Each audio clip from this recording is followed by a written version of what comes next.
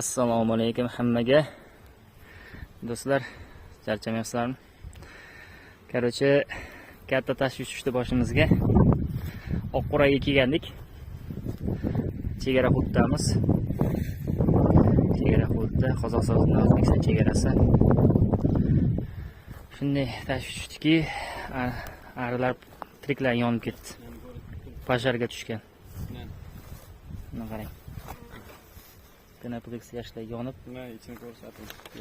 arilar polностью erib ketgan.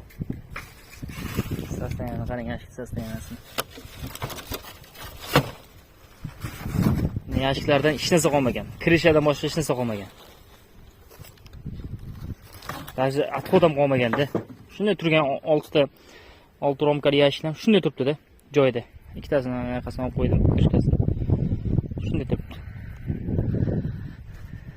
Yerdagi yashiklar hech narsa qolmaganda.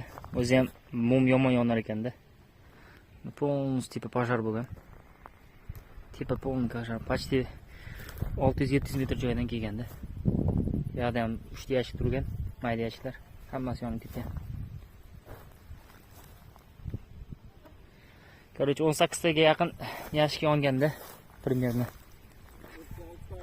36 ta. 36 ta yonib, bir 30 tacha chiqsa kerak. Потому что bitta romkali, bitta yashik, bitta oilali yashiklar ham bor edi. Qo'yganlar. Hozir bitta ikkitasini ishlash jarayonini ko'rsataman. Qanaqa sharoitda, qanaqa holatda. Oqqo'raydan sal kelyapti hozir.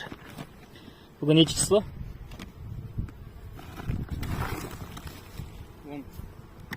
10. Bismillah. Mana sharoitda hozir. Oqarib qolgan romkalar. Xudo xolasa shanba kuni bir 4 kundan keyin tacha qilamiz, nasib qilsa. Xudo xolasa.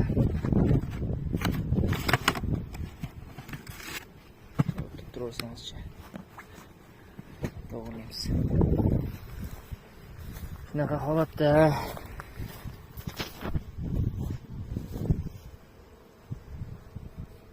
Narkotikalarimiz. Qanaqa ko'raylikchi. Bismillah. Kecha ularga mashina berdim. Inang. Bismillah.